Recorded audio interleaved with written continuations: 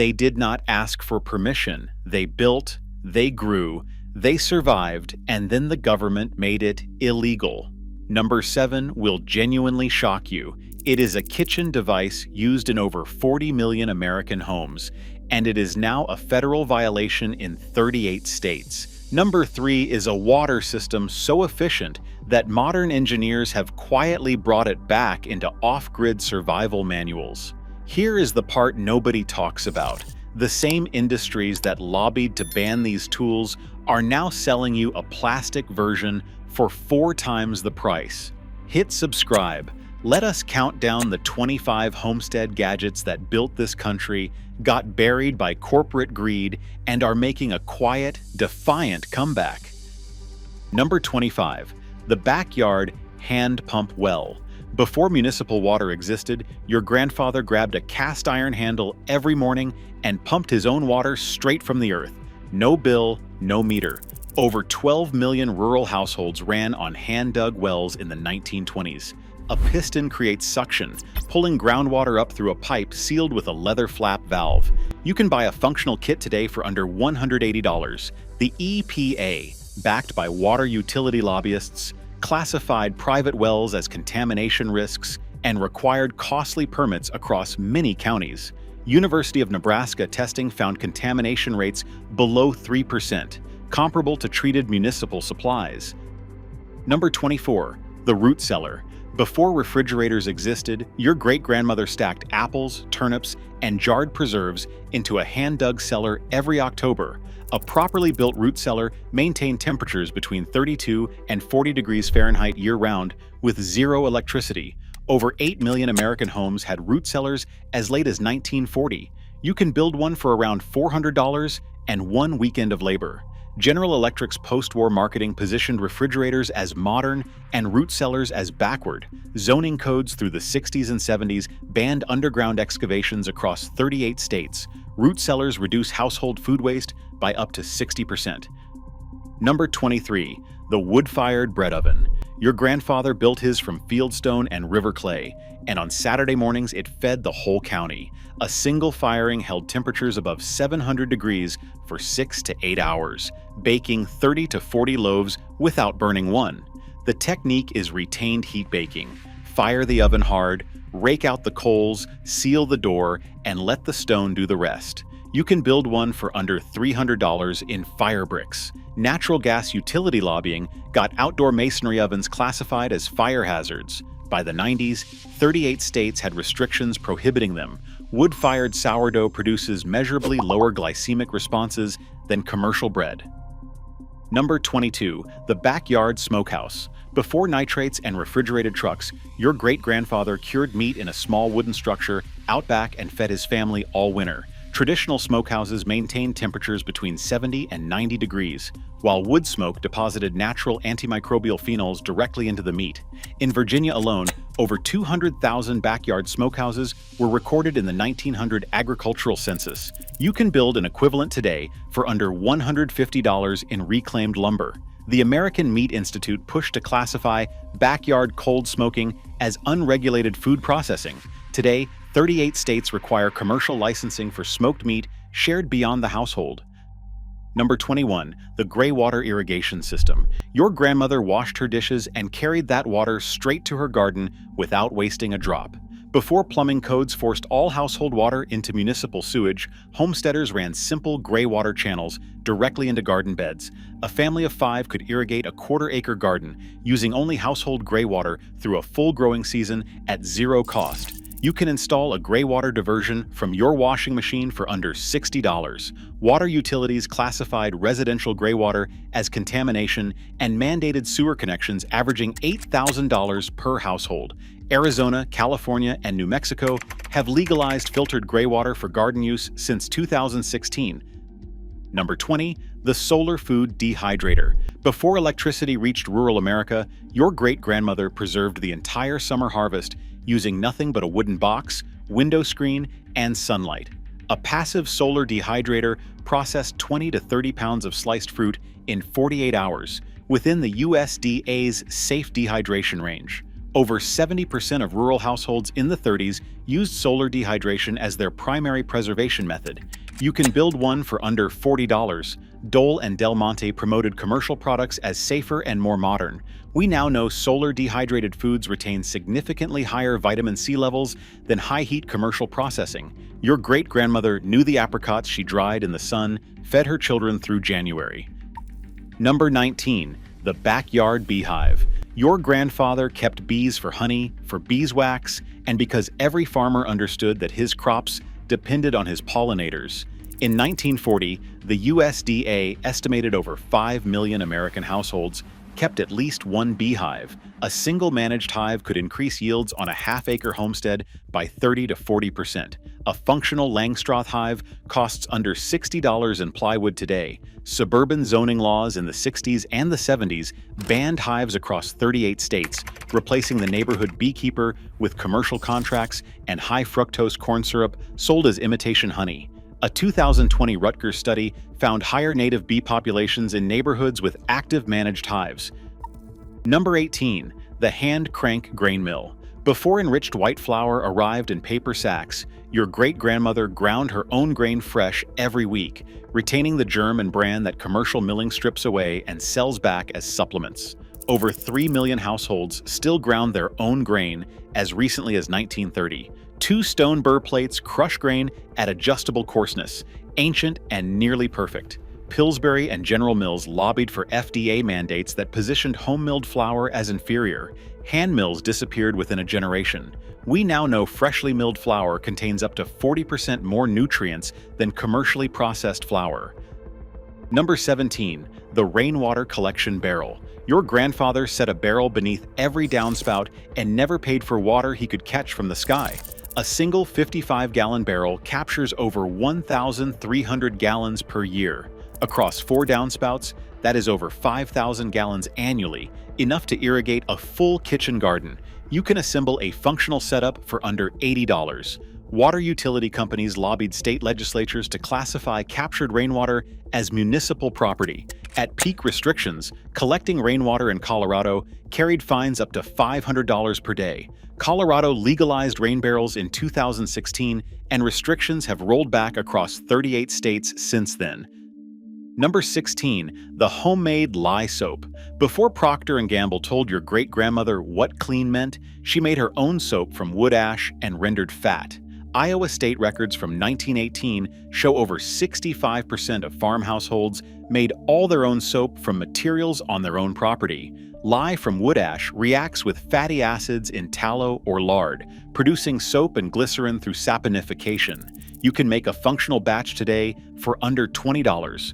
Procter & Gamble, through campaigns beginning with ivory soap in the 1880s, associated commercial soap with health and home soap making with poverty.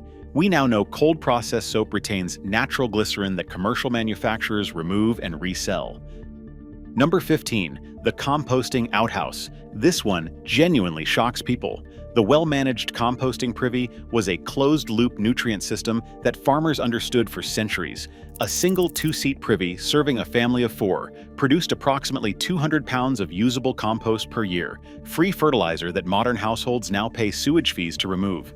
The thermophilic composting process kills pathogens naturally at 150 degrees Fahrenheit. Vermont and Oregon now legalize composting toilets as a primary waste system. American Standard and the plumbing industry lobbied for codes mandating sewer connections in all new construction. Properly managed composting systems produce output the EPA classifies as Class A biosolids, with no infrastructure and no monthly bill. Number 14. The seed-saving box. Your grandmother saved seeds the way some people save money, carefully, deliberately, knowing this year's harvest was the only guarantee of next year's food. The USDA records from 1900 document over 7,000 distinct open-pollinated vegetable varieties cultivated by American farmers. By 2000, commercial consolidation had reduced that to fewer than 600. Seeds were cleaned, dried, sealed in labeled envelopes, and stored in a cool, dark tin. Properly stored seeds remain viable for 3 to 10 years. Monsanto, now Bayer, made saving patented seeds a federal civil violation and sued over 500 American farmers. Your grandmother's seed box was 10,000 years of knowledge folded into envelopes. Number 13. The hand-dug irrigation ditch. Before drip tape and sprinklers, your great-grandfather cut a shallow network of channels every spring that carried water from the creek to every row of his garden. Communities across the American Southwest operated on shared gravity-fed acequia systems, some moving water across 12 miles, using nothing but slope and stone. You can build a functional gravity irrigation ditch for a quarter-acre garden in a single weekend. Federal water rights law, shaped by agribusiness lobbying, consolidated water access around large commercial operations, and classified individual diversions as trespass. We now know gravity-fed systems waste 40% less water than pressurized sprinklers. Number 12. The hydraulic ram pump. This one baffles engineers when they see it working. The hydraulic ram pump uses the momentum of flowing water to push a portion of that water uphill with zero electricity and zero external power. Your great-grandfather installed one on a creek with a 4-foot drop, and it pumped water continuously to a tank 60 feet above the hillside. The only energy source was the creek itself. A modern hydraulic ram pump kit costs under $200 and runs for decades with almost no maintenance. Rural electric cooperatives expanding through the 40s and 50s made electric pumps the default and classified momentum-based systems as unreliable. Number 11. The cast iron Dutch oven. Before the range-top and the microwave, your great-grandmother lowered a single heavy pot into a bed of coals and walked away for 3 hours. When she came back, she had bread, stew, or slow-roasted meat that fed 8 people. Coals above and below created even, radiant heat that no modern appliance fully replicates. A quality cast iron Dutch oven today runs $40 to $80 and will outlast your grandchildren. Teflon-coated cookware in the 60s was marketed as the modern, effortless alternative. The EPA acknowledged in 2020 that Teflon releases toxic compounds above 500 degrees Fahrenheit. Cast iron releases nothing. Number 10. The fermentation crock. Before refrigeration and pasteurization mandates, your great-grandmother packed cabbage and cucumbers into a stoneware crock with salt and let beneficial bacteria do what they have done for 10,000 years. A properly lacto-fermented vegetable lasts 12 to 18 months at cellar temperature with no energy input.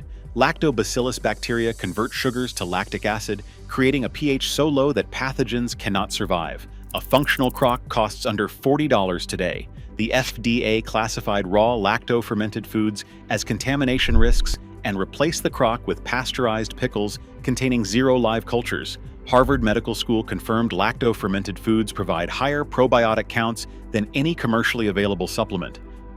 Number 9. The wood gas gasifier. During World War II, over 1 million vehicles across Europe ran on wood gas because petroleum was rationed. The Swedish government documented over 90,000 wood gas vehicles on their roads in 1944. The gasifier converts solid biomass into combustible hydrogen and carbon monoxide through controlled partial combustion. A properly built unit runs a small engine for 8 hours on 40 pounds of dry wood. FEMA published a full construction manual in 1989, still available in their Emergency Preparedness Archive. The American Petroleum Institute buried alternative fuel systems under compliance costs designed for industrial operations. University of Minnesota researchers demonstrated a functional wood gas vehicle in 2017. Number 8. The hand-stitched leather harness. Before synthetic rope and nylon webbing, your great-grandfather cut and stitched every harness on his farm. From raw cowhide he tanned himself.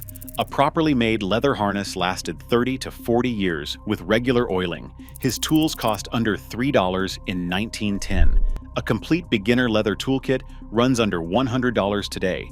Synthetic harness manufacturers backed by the petrochemical industry flooded the post-war market with nylon products positioned as cheaper and stronger. We now know properly maintained vegetable tanned leather outperforms synthetic webbing and UV resistance over a 30-year lifespan. Your great-grandfather's harness held the horse that plowed the field that fed the family. Number 7. The pressure canning system. Here it is, used in over 40 million American homes. Legal to own, legal to use for yourself, but distributing the food it produces without a commercial processing license is a federal violation in 38 states.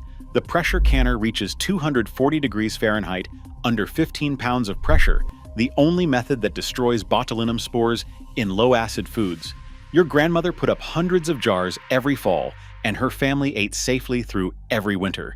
The FDA Food Safety Modernization Act of 2011 classified distribution of home-canned low-acid foods as unregulated manufacturing.